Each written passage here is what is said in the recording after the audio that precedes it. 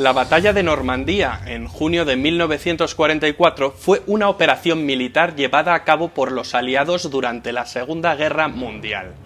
Y es uno de los hitos más importantes de la historia del siglo XX, puesto que fue el inicio del fin de la ocupación alemana en Europa Occidental. Un episodio sobre el que probablemente se ha vertido más tinta que sangre. La operación conocida con el nombre en clave de Overlord comienza con el gran desembarco en las playas de Normandía, en el conocido como Día D. Unos 5.000 buques, 50.000 vehículos, 8.000 aviones, junto a alrededor de 200.000 soldados, 100.000 estadounidenses, 58.000 británicos y 17.000 canadienses, participaron en una enorme, compleja y arriesgada operación anfibia, que de haber fracasado habría hecho muy difícil la ocupación aliada en estas costas. Pero echemos la vista atrás. En noviembre de 1943, Joseph Stalin, Winston Churchill y Franklin Delano Roosevelt se reunieron en la conocida como Conferencia de Teherán, la primera de una serie de negociaciones que tenían como objetivo establecer las estrategias necesarias para acabar con la ocupación de la Alemania nazi. Esta conferencia tuvo como tema principal la Operación Overlord, un plan estratégico que consistía en recuperar el noroeste de Francia para poder introducirse así en Europa Occidental y barrer las fuerzas alemanas hasta Berlín. La operación se dividía en dos fases. La primera de ellas era la operación de desembarco, llamada Neptuno. La idea era comenzar una ofensiva en 1944, cruzando el Canal de la Mancha, mientras los soviéticos desencadenaban otro ataque en la frontera oriental de Alemania, en la llamada Operación Bagration. De esta manera las fuerzas alemanas se dividirían, dificultando el transporte de tropas y suministros. Tanto el presidente Roosevelt como Stalin estaban de acuerdo. Sin embargo, Churchill no estaba convencido con la estrategia. Tenía serias dudas al respecto. Churchill tenía un mal recuerdo del desembarco británico en Galípoli, Turquía, en la Primera Guerra Mundial. Temía las terribles consecuencias de esta iniciativa. La segunda parte de la operación fue la propia batalla de Normandía, que pretendía empujar al ejército alemán hacia el interior.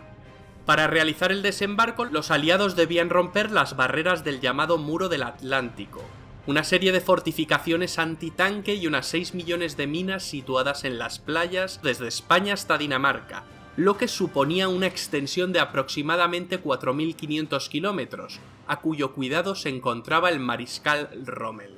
Sin embargo, el muro era más impresionante en los planos que en la realidad, pues tal y como las fotografías aéreas de los aliados mostraban, el 80% de la muralla no se había podido construir por falta de recursos. La estrategia inicial era cruzar el Canal de la Mancha y separar las tropas en las diferentes playas de la península de Cotentin. Los norteamericanos se dirigirían al oeste, a Utah y a Omaha, los británicos al este, a Gold y a Sword, y entre estas dos playas los canadienses irían a Juno. Para evitar que a las tropas alemanas les resultara fácil enviar refuerzos, la resistencia francesa había recibido órdenes de sabotear las vías férreas del país, así como algunos puentes y carreteras. La siguiente treta a seguir definió en gran medida el éxito de la operación. Los aliados engañaron a los alemanes y les hicieron creer que el desembarco tendría lugar al norte de Francia, en Calais. No solo pasaron esta falsa información, sino que se aseguraron de hacerla creíble en la Operación Fortitude.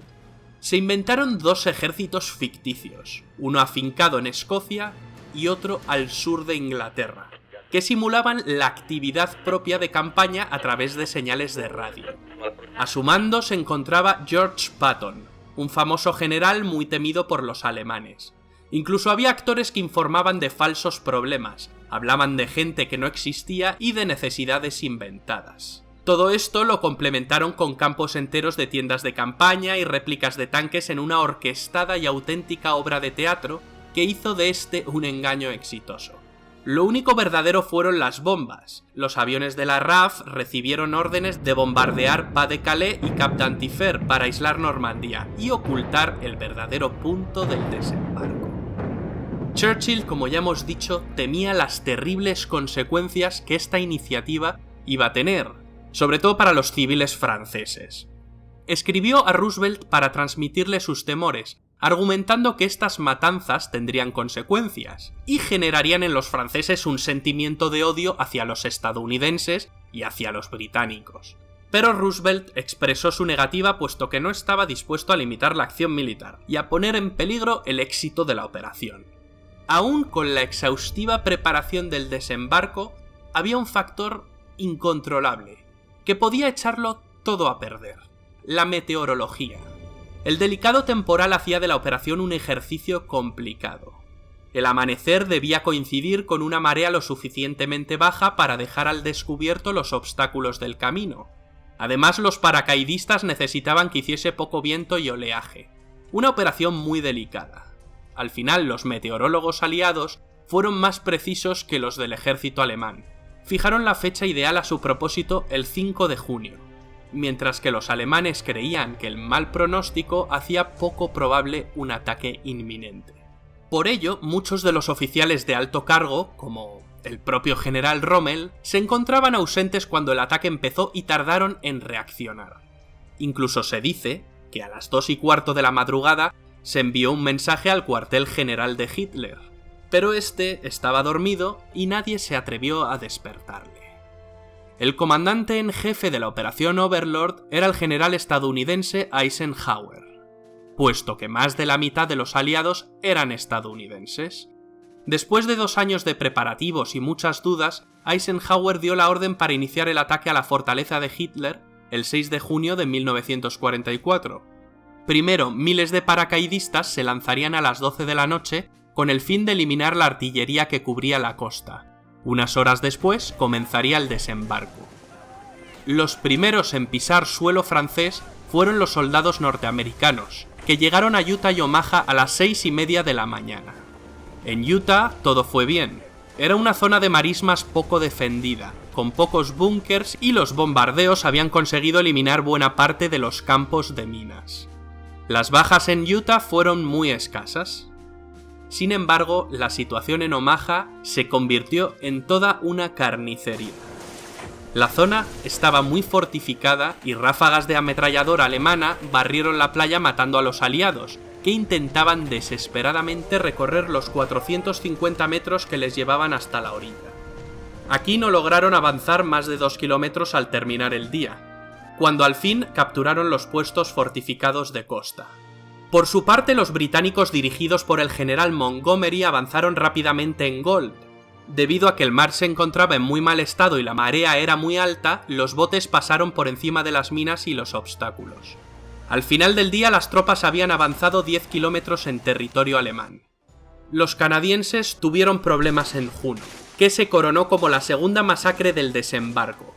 En Juno había muchas casas en primera línea de playa que habían sido fortificadas y se habían llenado de defensas cual muralla de piedra.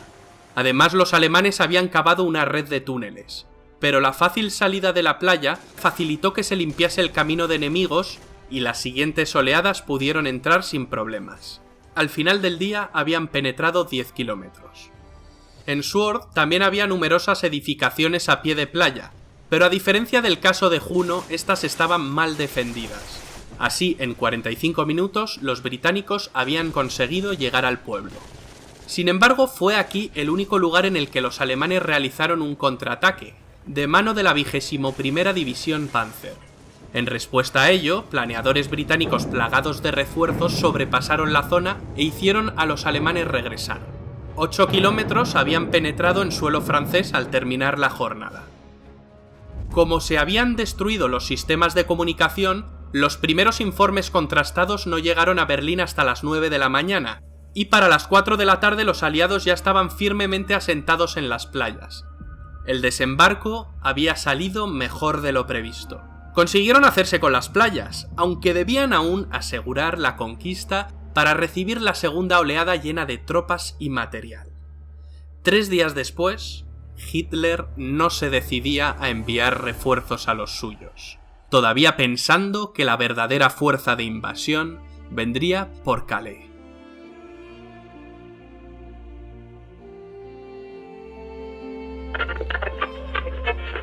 El 10 de junio, Churchill visitó Normandía. La victoria contra la ocupación nazi comenzaba a visualizarse. La operación se extendió desde el desembarco de Normandía hasta la liberación de París. Más tarde, Roosevelt, Churchill y Stalin se reunirían en Yalta, en 1945, para acordar la división de Alemania en zonas de ocupación, su separación de Austria y el futuro político de Polonia y de Europa Oriental.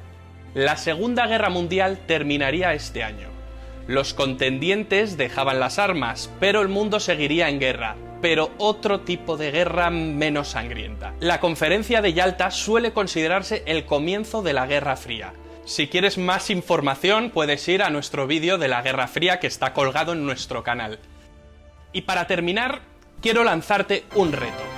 Quiero que me escribas una historia de la Segunda Guerra Mundial que ocupe entre 1400, 1500, 1600 palabras y que me la mandes por mail a redaccion@academiaplay.es. Con la mejor historia de todas haremos un vídeo dibujado con nuestro estilo que colgaremos en el canal, con los pertinentes créditos al autor, por supuesto. El resto de historias que nos gusten las iremos publicando en nuestra web, que es www.academiaplay.es.